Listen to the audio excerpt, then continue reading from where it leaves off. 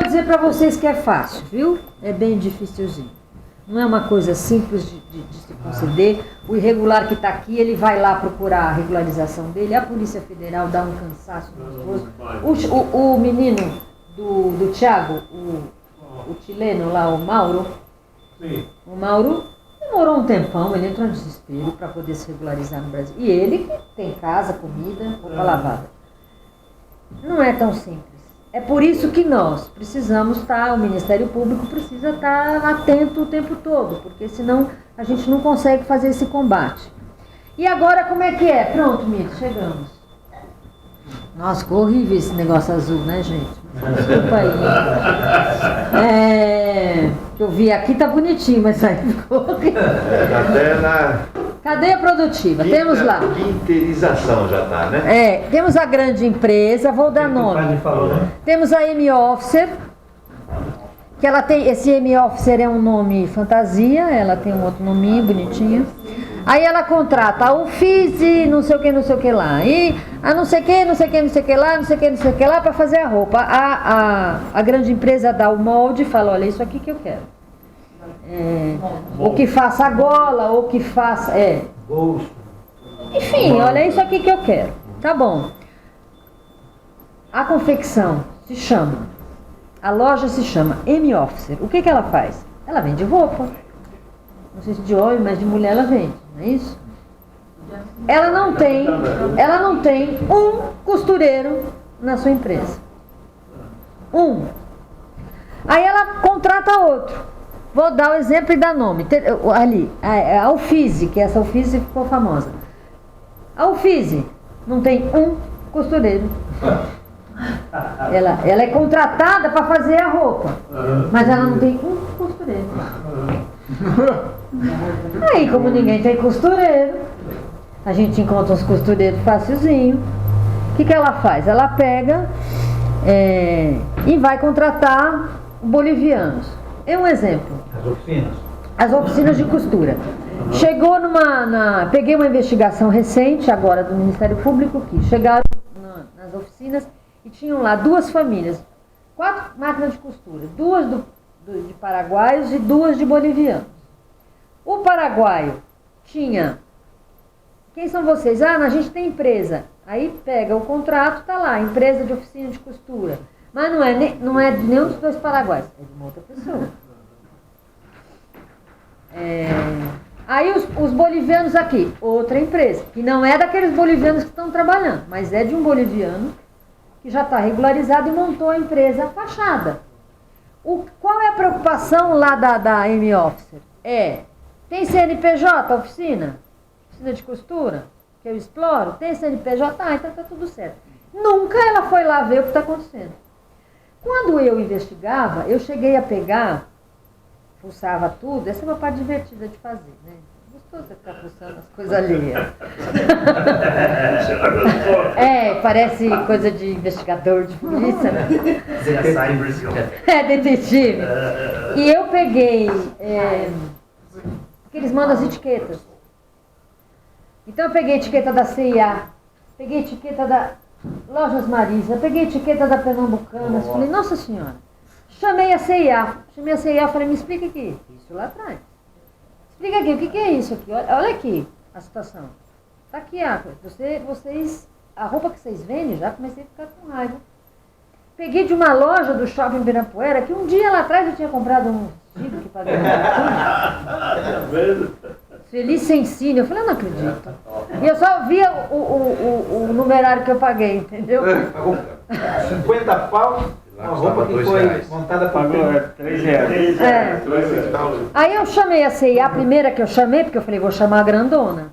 A grandona americana, que assim eu vou botar toda a minha raiva em cima deles. Aí eu falei assim, eu quero a relação de quem faz roupa pra vocês. Sacanagem. Ela me deu um calhamaço desse tamanho. Não foi fácil para verificar aquilo, teve muita gente entrar na história, mas achei que foi sacanagem. Não acho que aquele bando de gente trabalhava para ele. Não tinha uma oficina de costura dessas. Era tudo gente bonitinha, regularizadinha. Bom, aí eu disse assim, mas o senhor é responsável por isso. Não sou, eu não tinha mecanismo legal nenhum para isso. Mas o meu instinto dizia, o senhor está... o senhor está burlando a lei, porque o senhor é responsável. Não importa que é terceiro. Mas eu não há subordinação. Por quê? Para alguém ser considerado empregado de alguém, a gente tem que ter várias características que a CLT dá. A grande dela é a subordinação. Horário, respeitar a ordem, chegar a Mas, por exemplo, no caso de crime econômico, segue-se o dinheiro. Nesse caso, não poderia se seguir a etiqueta da loja? Assim, dali vai para onde, da onde que, entendeu? Para poder ligar uma empresa grande a uma oficina. A relação da Mas estava ligada. Isso está ligado. Só que eu não conseguia fazer o vínculo empregatício. Ah, tá. Você não faz. Burocraticamente. Você não faz porque não tem a subordinação, que é o primeiro e o mais importante, entendeu? Subordinação. O cumprimento de ordens. O empregado, ele recebe ordens. O empregado só pode fazer o serviço que lhe foi mandado. Né? Assim, olha, você tem que agora levantar da cadeira 3 vezes. Sei lá. Então, ele não tem liberdade de decisão do que ele vai fazer. Subordinação. O recebimento de ordem. E está tudo dentro da subordinação. Então a gente não conseguia provar a subordinação. Certo? Só que agora foi reconhecido que na cadeia produtiva todos são responsáveis. Então a oficina, a responsabilidade pela oficina é do terceirizado aqui e da grande empresa lá. E a oficina, se ela está explorando gente aqui de perto, ela também é responsável, ela também responde. Então, aquelas oficinas que tem lá o contrato social com o CNPJ bonitinho, ela também tem que fazer o vínculo empregatício com aqueles que estão lá com ela. Percebe como a gente conseguiu fazer tudo? Isso não é uma lei específica, mas isso está sendo decidido dessa forma. Está criando uma jurisprudência. Exato. E aí, algumas empresas... por exemplo, a M-Office se recusou, porque o Ministério Público primeiro chama, conversa, olha, vamos lá, vamos assinar um termo de ajuste de conduta, que agora é um nome que já está mais popularizado. Esse instrumento, que se chama termo de ajuste de conduta, é um contrato que o Ministério Público diz assim, olha, então você vai fazer isso, entendeu? Eu vou fiscalizar, se você não fizer, eu vou entrar com ação contra você. E esse instrumento permite que a ação seja mais rápida no judiciário. Então chamou a M-Office, por exemplo, e a M-Office disse, não, eu não sou responsável, vocês se viram. E a M-Office foi para a lista suja, ela entrou pediu uma liminar qualquer e disse que não podia constar, aí veio um juiz belíssimo e disse não. Além do que, em 2014, final de 2014, no encerramento do ano, o digníssimo Supremo Tribunal Federal proibiu a lista suja. Várias empresas entraram e disseram, não, a gente não pode, isso é contra a Constituição, porque como é que a gente vai, todo mundo falando que a gente está na lista suja, essa lista suja não pode existir. Então, o Lewandowski, dado por ele uma liminar, ele disse, não pode mais. Então, só tem pessoa física que suja, que não paga, que faz... A lei da ficha limpa está se repetindo isso. Exatamente. Agora, em 2016, no apagar das luzes da Dilma, a Dilma baixou pelo Ministério das Mulheres, o Ministério da Igualdade, todos esses que foram extintos. Aí, assinado pela Dilma, foi que a lista suja volta. Só que ela volta de uma outra maneira. Ela não volta como antes, eles tinham que ficar 2 anos sem poder comercializar. E aí tinham que provar que estavam fazendo toda a movimentação para poder erradicar o trabalho escravo. E depois de 2 anos, iam se estudar como é que fazia, se ele se ele sai da lista suja ou não sai. Agora não, agora em menos de 1 ano, ou seja, a Dilma facilitou essa coisa, e de qualquer forma não foi de todo ruim, porque antes assim do que nada. E aí, a Carmen Lúcia, que agora vai ser a presidente do Supremo, a Carmen Lúcia falou, então vamos suspender essa liminar, porque caiu na mão dela, claro, alguém pediu, e ela falou, vamos suspender a liminar do Lewandowski, porque agora já está resolvido o assunto. Então Então ela existe. Com um pouquinho mais de flexibilidade, mas ela está aí para isso. Né? A gente tem que se contentar com um pouquinho para poder ver se a gente chega lá no... Tem um projeto também, desculpa. Claro. Tem um projeto no PCDB da lei da terceirização, quer dizer, não vai ser só os estrangeiros, por exemplo, agora brasileiro inteiro vai terceirizar. Esse é o projeto, né? Não sei. A lei da terceirização é essa. Ah, não! A terceirização geral. Horroroso! A terceirização acaba com todo mundo. Não tem mais empregado. Aliás, a política do PSDB é terceirizar. Volta para 1905, as primeiras greves. Exatamente. 8 horas de trabalho. E a gente está travando uma luta monstruosa com essa coisa da terceirização. Até os juízes do trabalho entraram nisso. Para se livrar dos encargos. Então eles querem mais assim. Sim, porque acaba-se com os direitos trabalhistas dessa forma. Falar, mas porque hoje em dia a terceirização só pode ser feita quando não é atividade fim da empresa. Então eu posso terceirizar, eu faço roupa, eu posso terceirizar a faxina. Né? Eu posso terceirizar o guarda, o vigilante. A Polícia Militar é terceirizada? Hã? A PM, Polícia Militar, é terceirizada do Estado. Porque ela não contrata... é ligada ao Estado. Não, ela é. Essa aí é outra conversinha bem triste, né? Essa é bem triste também. Então, mas, por exemplo, dentro de, hoje, essas empresas que passam, de repente fazem parte dessa lista, pode ser divulgado a marca na imprensa? Porque assim, a grande punição é divulgar essas marcas que exploram o trabalho escravo, porque acaba queimando a imagem dessas empresas, né? Sim. Então, mas existem mecanismos que às vezes não permitem que se divulgue isso. Então, mas agora pode divulgar. Tá. Isso foi no ida e volta, e agora, desde que a Dilma saiu, que isso, a Carmen falou assim, não, agora a Dilma conseguiu resolver isso, então tudo bem, pode haver a divulgação. Isso foi declarado, é uma decisão do STF, dado pela Carmen Lúcia, que é a próxima presidente do STF. Fiquei muito espantado quando o padre lá da pastoral, da Carmen, diz que recebe verba da Zara. Não, esse é Mas aí que está. Então, uma contrapartida social da empresa para limpar a educação que eles colocam, não é a. Mas é para limpar a imagem dele.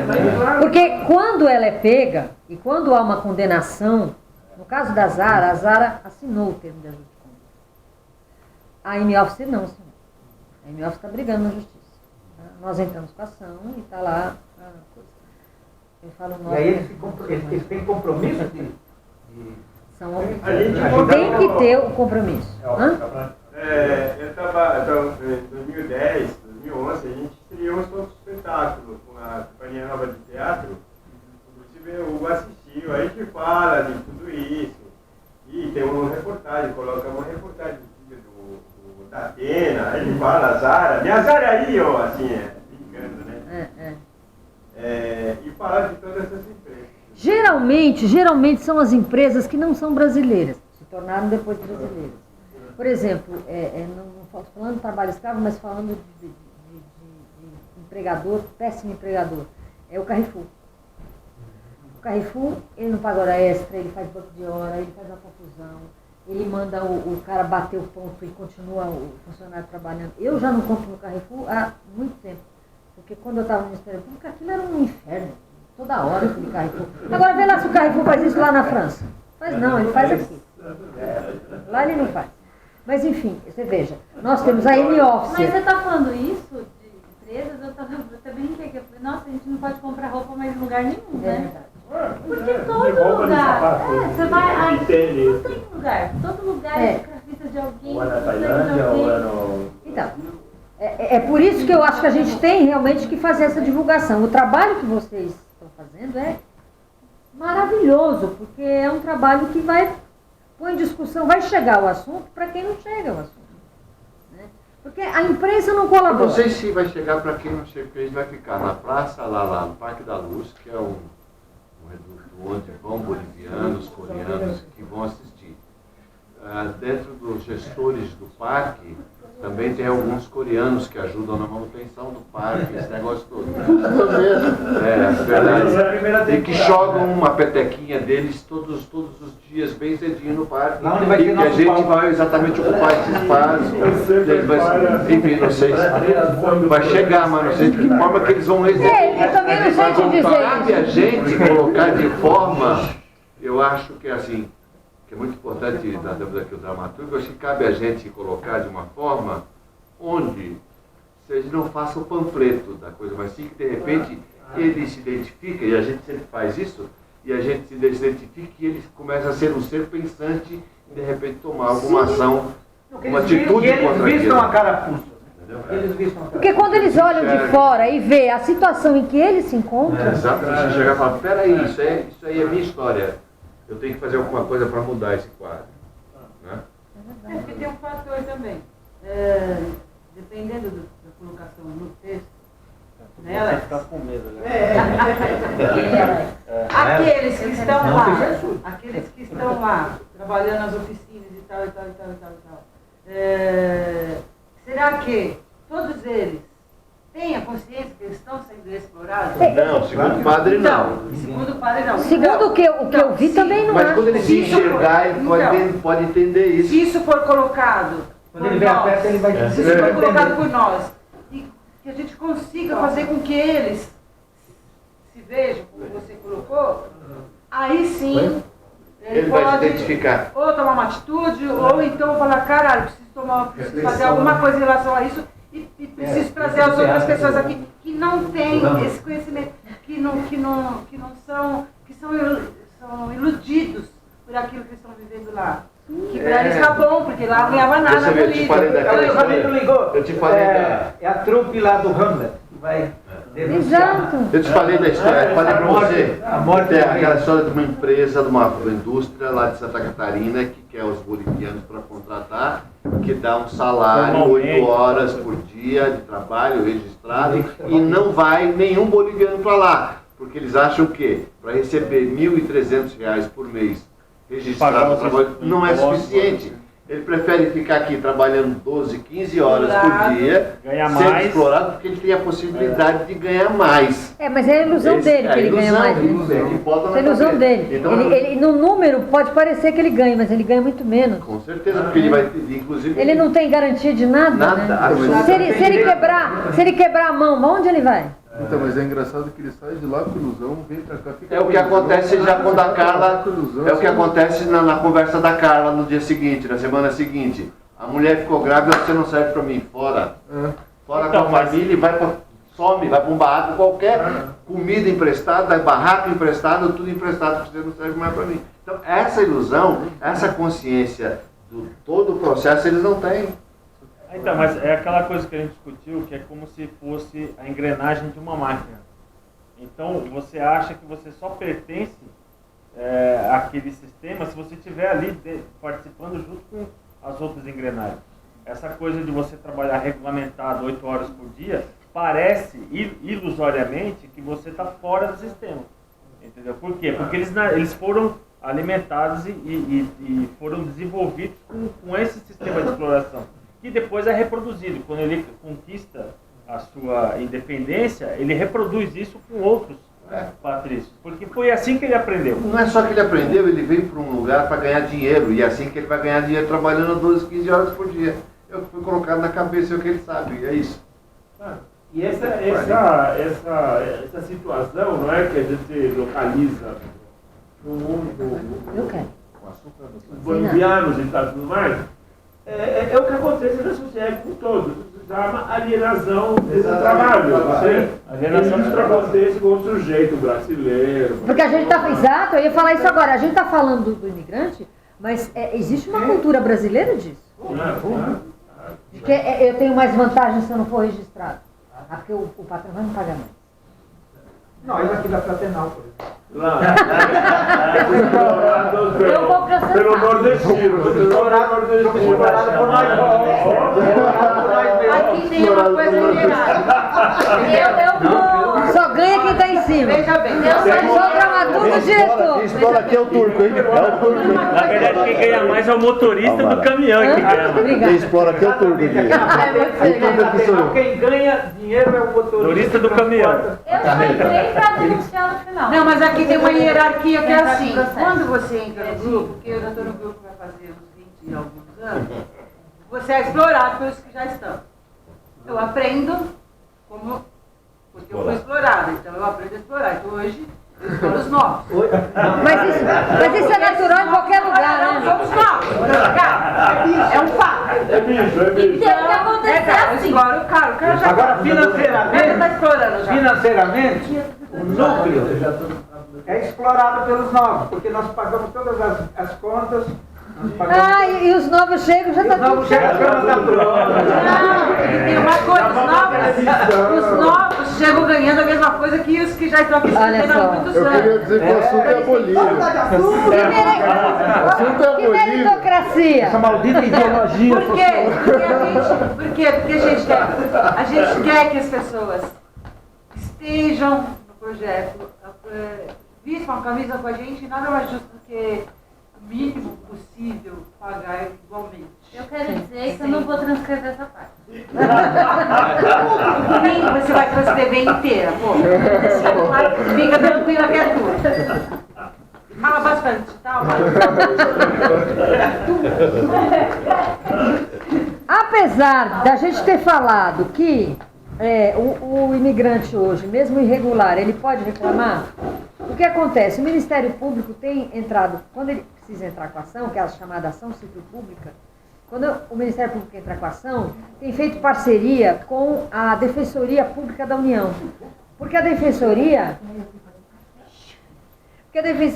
pode entrar como se fosse a advogada do trabalhador. Então ela pega lá 3, 4 imigrantes e fala, vamos lá reclamar no seu trabalho.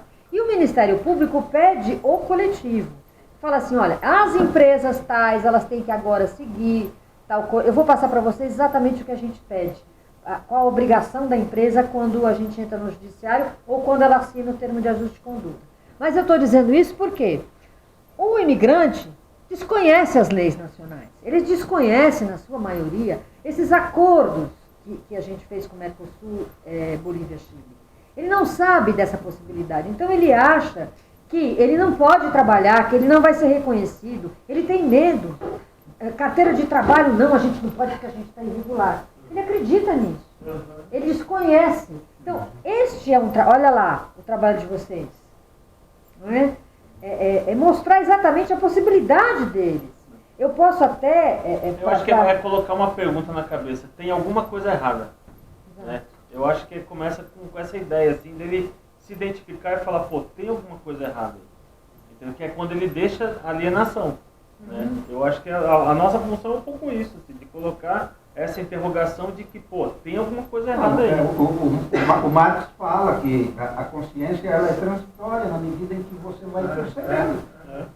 Só quem sabe que está sendo explorado é o explorado. Ele vai percebendo que não está dando para pagar o aluguel, não está dando para isso, para aquilo, e que a empresa está prosperando. Né? Então a conscientização ela vem também por aí. Né? Ela vem pela insistência de que o que eu estou ganhando não é suficiente. Alguém está ficando caminhando mais rápido. Exato, não é suficiente e eu posso fazer alguma coisa? O que eu posso fazer? Eu vou correr atrás do quê? Quais os meus direitos? Exatamente, quais os meus direitos? E é por isso que os sindicatos articulam isso, teoricamente. Então, se eles não fossem tão pelegos...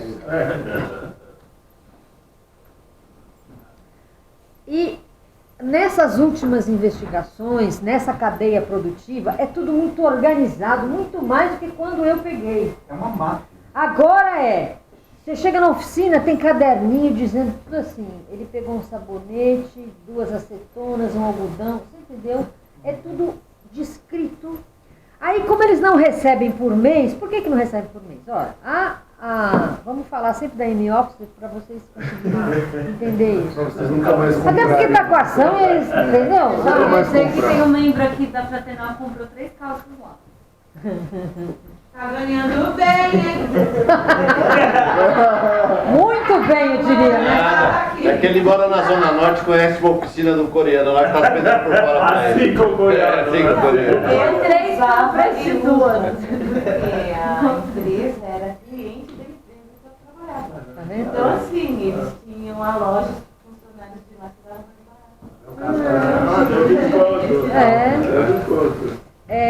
Vai descobrindo aos poucos. O que eu tava falando mesmo, gente? Que não pagavam por mês. Por que eles não pagam por mês? Por que eles não ganham por mês? A M-Office você pede e fala, eu quero 200 mangas, 200, sei lá o quê. Peças qualquer. Bolo. Um bolo, 200 bolsinhos. Aí a empresa, a outra, a Uffizi, vai, contrata a oficina de costura, fala, 200 bolsinhos. Vocês têm 40 dias. Tá, aí os imigrantes irregulares fazem aquilo, a Uffizi recebe, examina, aí dá para a M-Office. A M-Office, resumindo, gente, passou 40, 50 dias, ele não recebe mensal, ele não tem como ele receber mensal, só que ele precisa viver. Então o que ele faz? Ele pede vale, minuciosamente. Quando ele recebe, puxa vida. Aí se você fizer matematicamente, você começa a perceber que ele passa um mês sem receber. De verdade. Ele está tirando o vale, mas é do salário que ficou lá, entendeu? Então ele não recebe. E com uma outra agravante, que eu até peguei uma investigação para mostrar para vocês. Olha, veja os carrinhos de criança, anda lá. As crianças convivem, os pais trabalhando, elas fazem ali. Eu tinha até notado que a lição de casa, se pegou criança fazendo a lição de casa sentada numa cama e num caixote chamado de criado mudo, né? Tá do lado da cama, a gente chama de criado mudo, mas sei lá se era criado mudo. Fazendo ali a lição de casa, eles dormem todos na mesma cama. Ninguém tem privacidade, quer dizer, esse casal não vive, tá? As crianças sempre junto, essas crianças vendo tudo, o que está acontecendo, brincam no meio dos tecidos, quer dizer, isso para pegar fogo, você imagina. Outro dia pegou uma oficina de costura, pegou fogo, faz muito tempo isso. Me lembra que eu tenho que voltar naquilo que eu ia falar. Do médico? Tem que voltar na questão do médico. Não, do médico eu vou voltar. Bom, é do médico, temos uma outra coisa que está falando agora. Mas eu vou lembrar, 30 vai. dias. 30 dias que demora 30 dias. E isso vai aumentando a dívida do que ele tem com o patrão e tal. Exato. Mas vamos passar só isso aqui. Isso aqui vocês sabem, mas isso precisa estar lembrado sempre, né? A higiene zero. O tecido provoca poeira. Ainda mais o tecido, aqueles retalhos cortados, isso dá uma poeira danada. Então é o seguinte, e para quem tem problema, eles têm problema de pulmão, problema de garganta, nariz, olhos, porque essa poeira pega nos olhos. Os fios pendurados. E também trabalhando 18 horas por dia, você não tem condição de fazer nada disso. Você não vai limpar. Você não vai limpar, você não vai fazer. Mas você não tem coragem de limpar depois que você acaba de trabalhar. Então imagina, olha isso. Como é que ele vai arrumar aquilo? Aquele plástico no chão é que vem embalado o tecido, alguma coisa que comprou tecido. Chegou uma época que eu peguei o motorista do Ministério Público, eu lembrei disso agora. E a gente começou a seguir um carro. Falei para vocês que eu gosto dessa coisa de detetive. Eu comecei a seguir com o motorista, como o carro não era identificado, eu peguei o meu carro, pus o motorista do Ministério Público e falei, vamos seguir esse cara aí. Ele despejando, tirando do carro aqueles tubos de tecido. Falei assim, aí tem oficina, vamos entrar lá. Entendeu? Então a gente já traz para poder descobrir, porque tem muita oficina mocosada que ninguém nunca vai ficar sabendo. Olha essas caixas, o que é isso? Olha aqueles fios, vocês estão vendo os fios pendurados ali? É que nem varal. Quer dizer, o que é aquele fio? Está ligando a máquina de costura. A manutenção da máquina, tudo isso é por conta deles. Se quebra uma máquina, é o costureiro que tem que resolver esse assunto. As filhas da puta, desculpa, hein? Mas é que a gente, né? Das empresas não se responsabilizam. Não querem nem saber, te vira negão, é isso aí. Eles devem ter alguém que conserta, mas aí quem paga é quem usa a máquina. Então, até tem uma coisa assim, parte do lucro, se é que a gente pode chamar de lucro, é dado ao trabalhador. O restante é para pagar o aluguel do imóvel onde está a oficina, para consertar as máquinas, para comprar os tecidos. Resumindo, ao fim e ao cabo eles não recebem nada. É ilusão que eles recebem, né? Olha isso.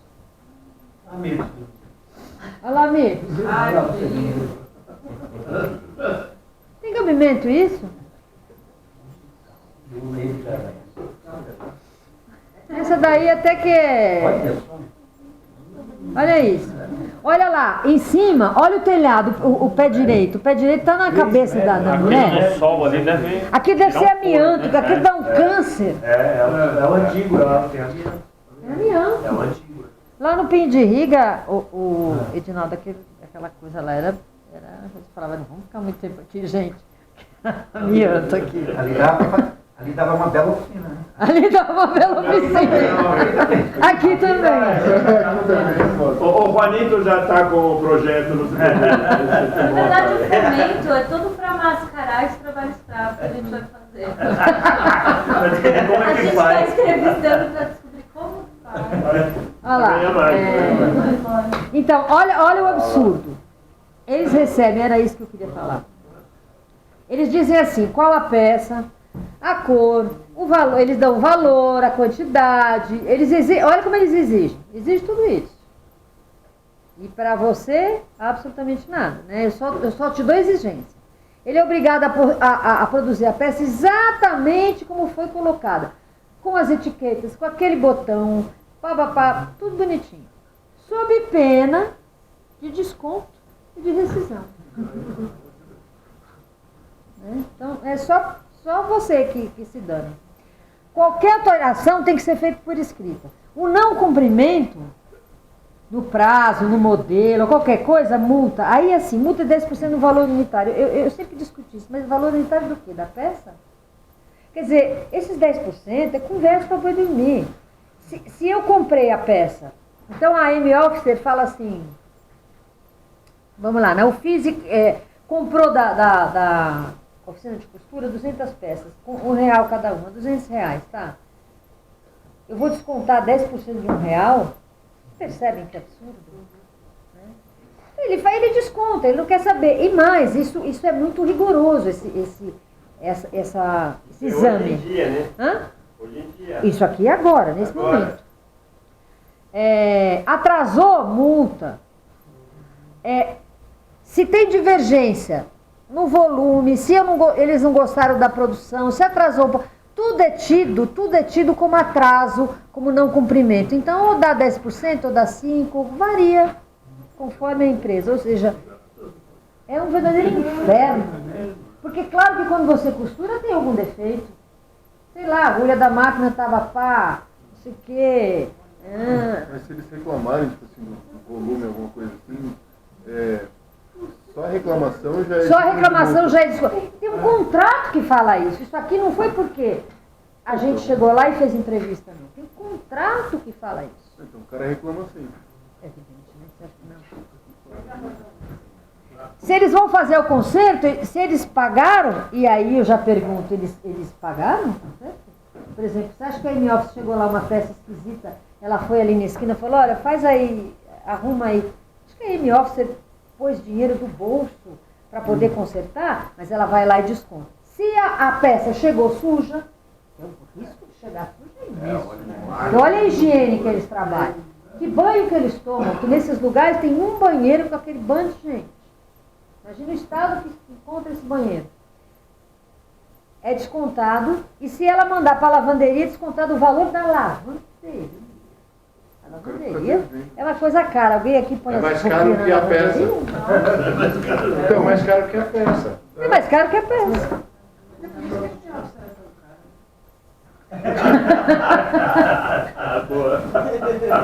Ambiente de trabalho. Quer dizer, ambiente de trabalho não existe. Meio ambiente de trabalho não segue as normas. Não vou nem falar das normas existentes para o meio ambiente de trabalho. Porque meio ambiente de trabalho a gente examina, por exemplo, uma vez eu fui fiscalizar a Saraiva, fiquei horrorizado. Aí sim eu meio ambiente de trabalho. Saraiva, que é editora? A livraria. Uma mega store de livraria, eu recebi uma denúncia de que havia revista íntima das empregadas. Saraiva.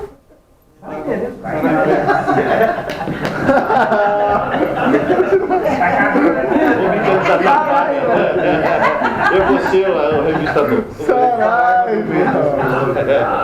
Saraivete do mês. Cheguei lá, aí eu falei, o que esse funcionário está fazendo? Não queria me deixar entrar, mas não dei trela, entrei, e aí, o que esse funcionário está fazendo? Aí ele está contando os livros.